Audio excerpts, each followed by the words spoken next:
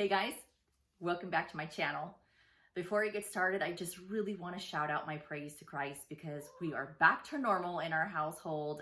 We have power, obviously, although that was only an issue for a couple of days, but running water was the more long-term issue. We were without that for about a week. So flushing toilets got really, creative, and not showering was kind of hard to, let that sit with us, knowing that we couldn't take one or do laundry, or just, it really just kind of really, sets the tone how important our essentials are and how fast they can be taken from us. So yeah, it also sets the tone that it's very necessary to keep your faith during these hard times, because it's very easy to complain, or why are we out without this, or why can't we do that, or why can't we have this type of thing. So in my mind, I saw it as a way that God brought us even closer to him, because he provides. And when you really lean on the one and only source, he's going to give it to you on his timing. So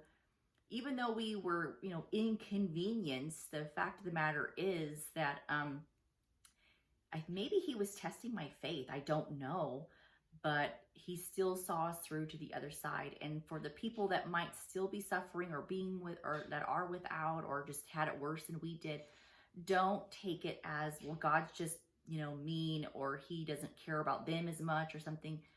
I firmly believe he's just working in those and others' lives differently than he might be in mine or in yours. So never take that step in judgment in determining how God is working or not working in someone's lives, or being fair or not fair.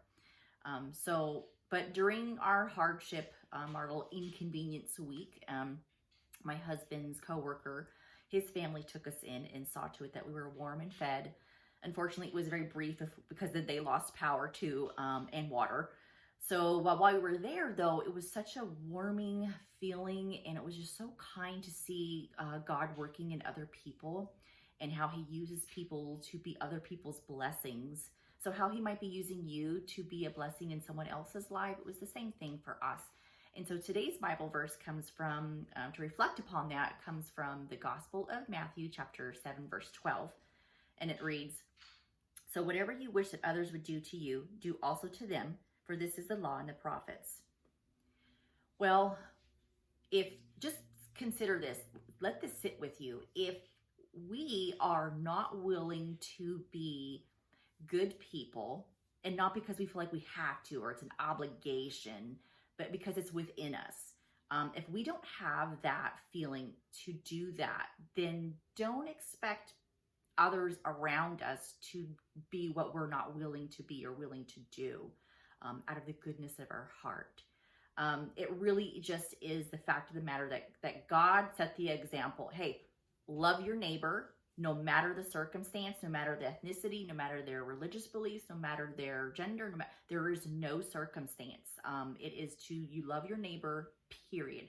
Because we are sinners, every single one of us, yet God loves us anyways too, when we don't deserve it. So don't feel that whatever person that may be needing help, that they don't deserve it. Fine, we don't deserve help either, but God doesn't want you to see or judge who deserves what. That's up to him. He wants you to love them anyways. Take them in, feed them, make sure they're warm. Just really set the tone and the message that, what you would want people to do for you, that you should do for them, again, because of the goodness that he put in your heart. All right, guys, I know that was a long bit, but it really is super important, just to have that, pay it forward from being good and just being, Christ-like minded. So yeah, it really does pave a really long, important path for not just you, but for your children too. So, but anyways, today's painting, I just went down memory lane for a little bit. I mean, the last little couple bits I was doing the tutorials, I don't know, maybe I didn't have anything else better to do, but to just kind of look back on photo albums and reminisce on old times and movies and things. And so that's what I'm going to do today. I'm just going to do the little old-fashioned Beatrix Potter Peter Rabbit, because I love him. I know this is so wrong to have obsessions, but I've had this little secret obsession with him for so long. Anyway, so I just thought about him. I thought I'd paint it. She's a little bit more challenging to do, so if you're up for that challenge, by all means, let's get started. And if you don't feel like you have the skill, there's nothing stopping you. There's no rule book saying you can't do something just because there might be a few more or a little bit more skill involved in it. Try it out. You'll never know. So let's get started. I'm starting my project by drawing in sections with a T-ruler to help you scale your painting. I normally don't do as many sections, but the majority of the details are in the lower half.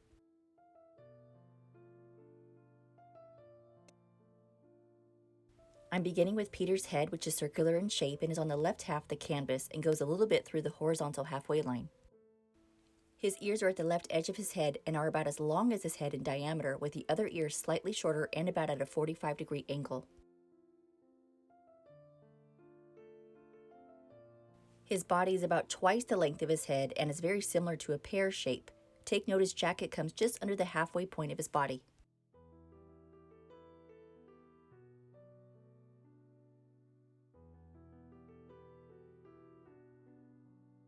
His feet are two little triangles that are slightly pointed inward and are just to the right of the center line. The terracotta pots will go through the vertical center line and are about half of Peter's height, with the top pot slightly tilted. Next, I draw on the watering can, which is a little right to the center vertical line, or right about in the middle of the right side, and it too sits about the same level as Peter in the terracotta pots.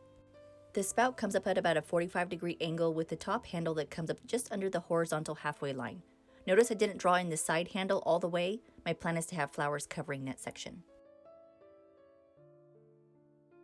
The main flower is between the terracotta pots and the watering can. I didn't draw any flowers because I'm not sure what I want yet.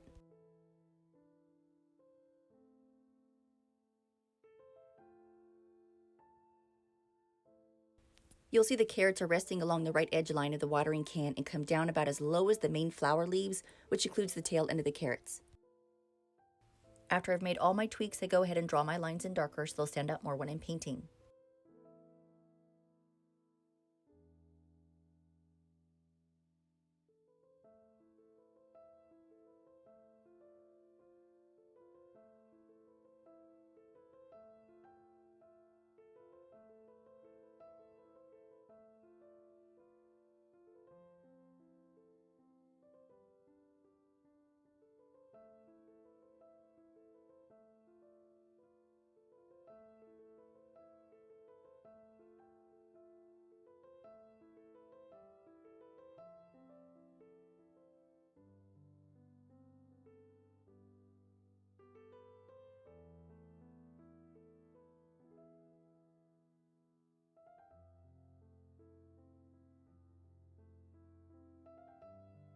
Starting with the background, which is the sky, I'm using my 1-inch tip flat brush or wash brush with the color Robin Egg Blue, and you'll see that I need a couple of coats.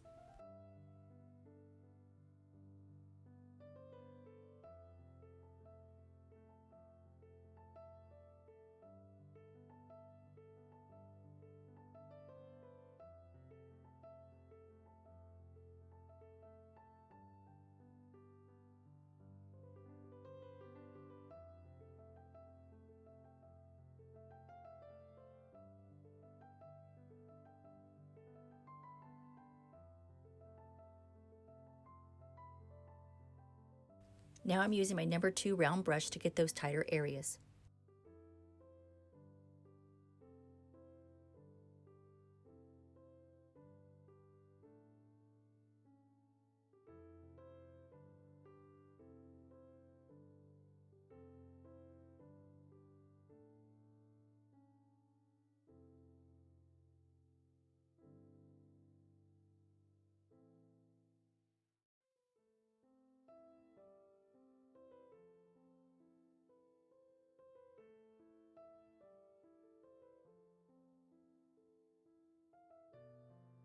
As you can see, all my coats are applied, and I'm just ensuring all the nooks and crannies are filled in.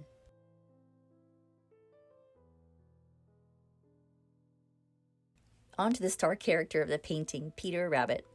I begin by applying a base coat using the color Vanilla, and I'm still using my number 2 round brush. I'll leave my base coat wet so I can blend on his fur color, which is honey brown and a hint of bright yellow. I also switched to my number 6 round blender brush to help me with that, but unfortunately you won't see me paint in his whole head. Later, I realized my hand was covering everything I'm trying to show you how to do, or at least what I'm doing, and thought it would be best to spare you from that frustration as I was getting frustrated with it too. I only have one camera arm with limited angles, so sometimes it works out and sometimes not so much.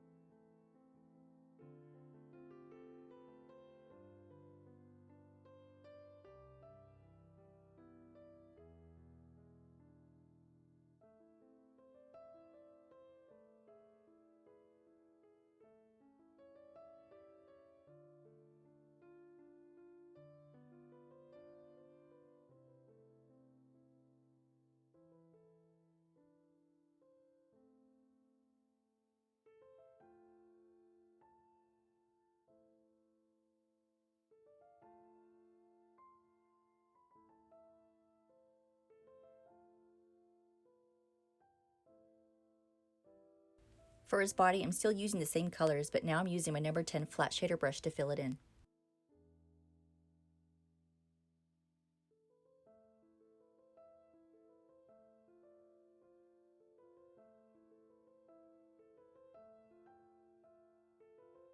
Here I use my number 6 round blender brush again to help blend his fur in nicely.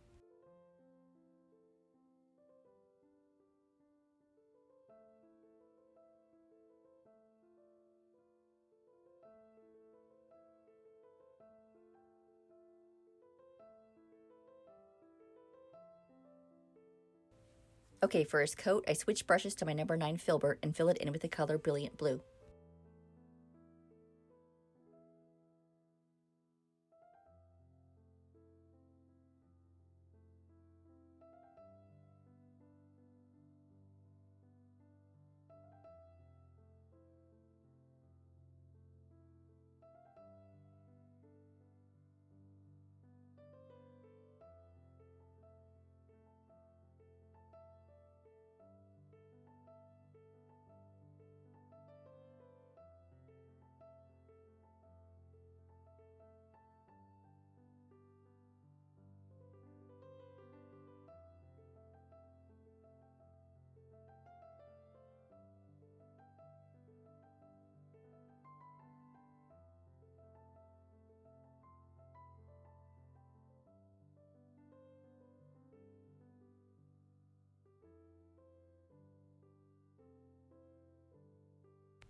To outline him and add other fur details, I switch brushes again to my number 3 round brush using the color Burnt Umber.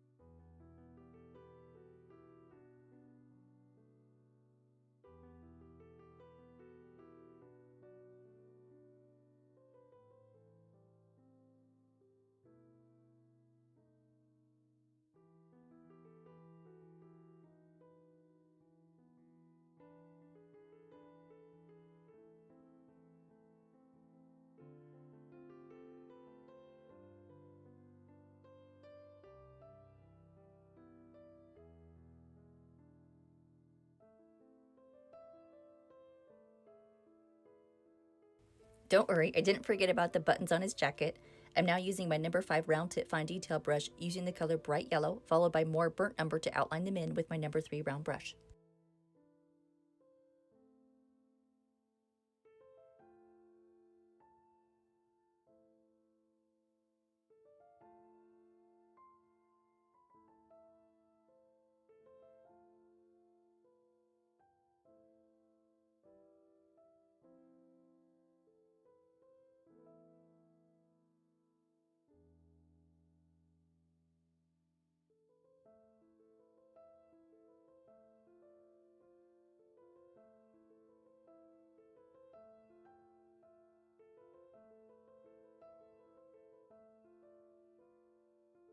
For his tail, I go back to vanilla and a tidbit of honey brown using my number 5 round tip fine detail brush.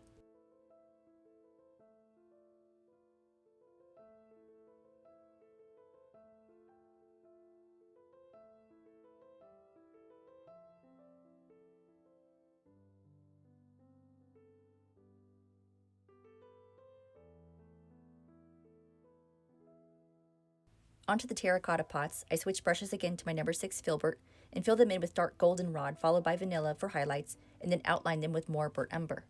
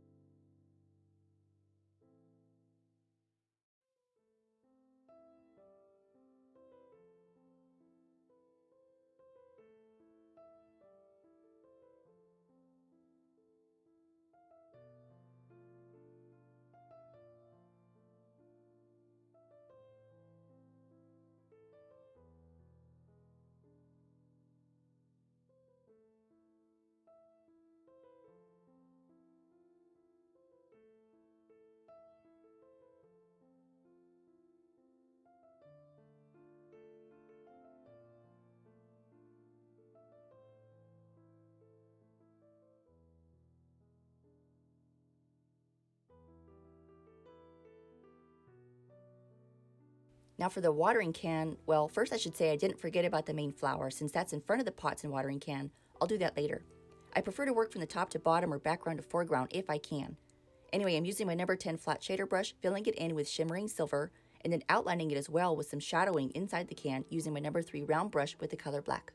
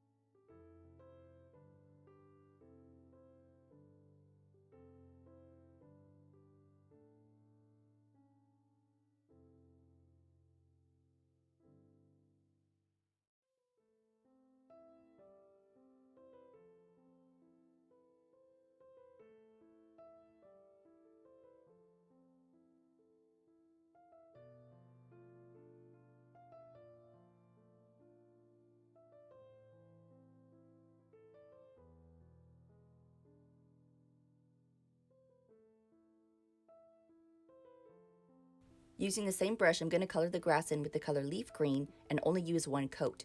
Notice that I'm mostly doing short up and down brush strokes with the edge of my brush to give it a grassy look.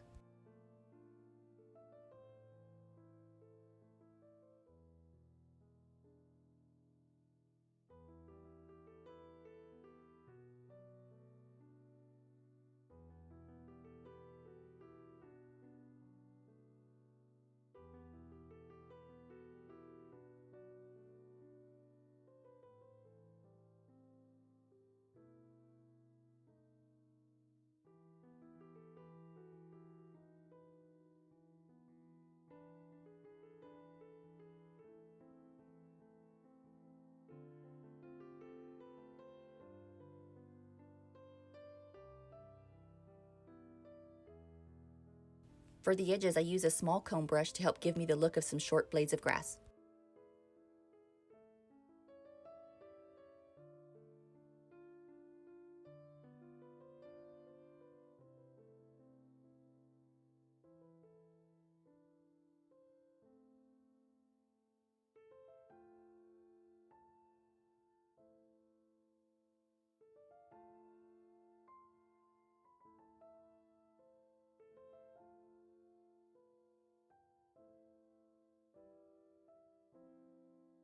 Lastly, I switch to my number 1 filbert and carefully fill in any areas that I missed.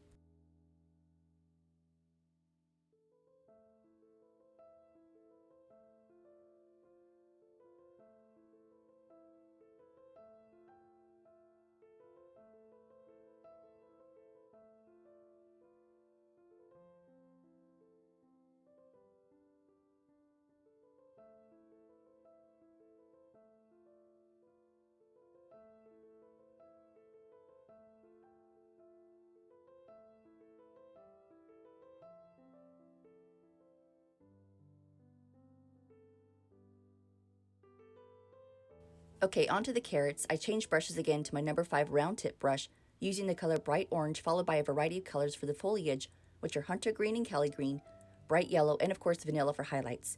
The leaves can be any shape you want. I try to keep it as close to what the storybook looks like, which is mostly lettuce looking. Of course, when that's finished, that gets outlined as well with more burnt umber.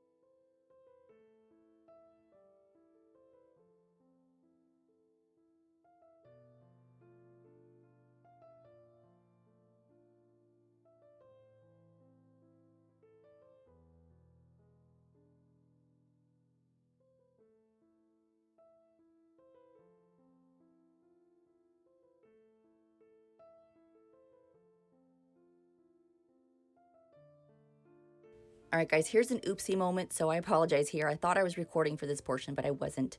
But what I did do is fill it in with yellow, and while it was wet, I added some purple streaks in to blend in with the yellow, and then added red for the tips. The body is filled in with purple, all done with my number 5 round tip brush, and then outlined it with burnt umber and then painted in the legs with black. The colored paints I'm using are iridescent paints by Arteza that come in a box of 10, and I'll provide the link in the description to where to buy.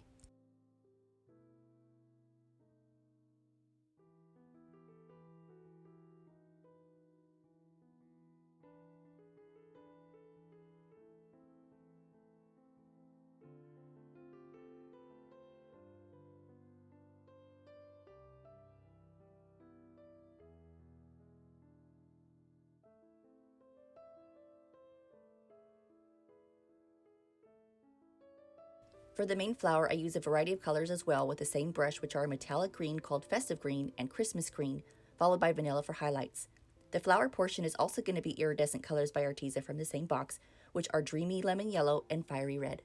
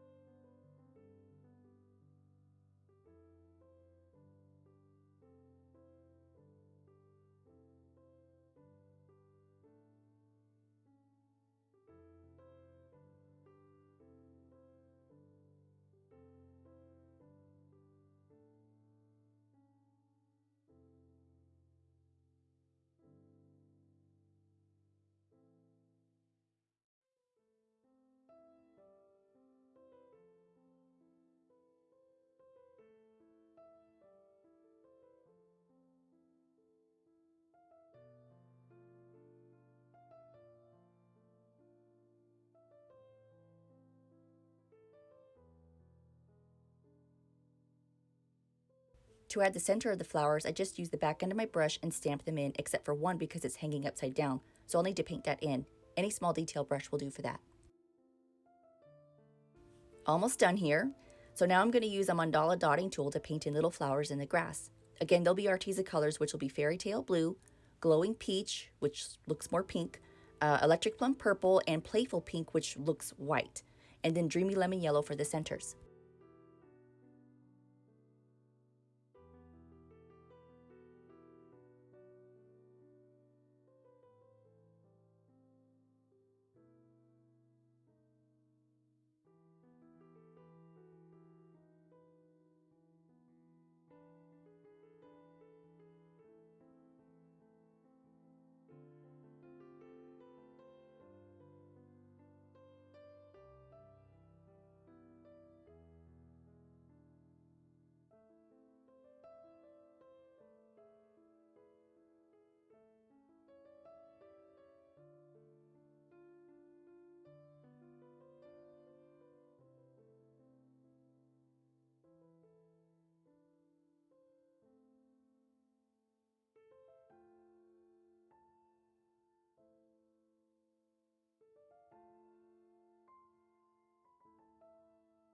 So I couldn't leave the sky just plain blue, so after much thought and some votes on social media, I thought I would add a few puffy clouds.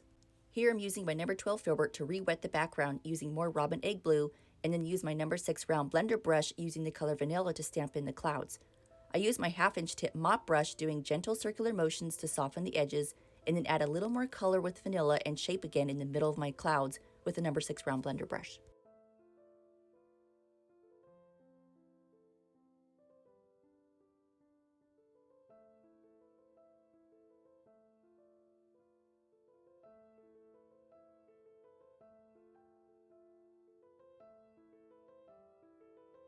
Look at these awesome iridescent colors, guys. And the metallic colors too. It just really makes the painting come to life and just gives it a good pop.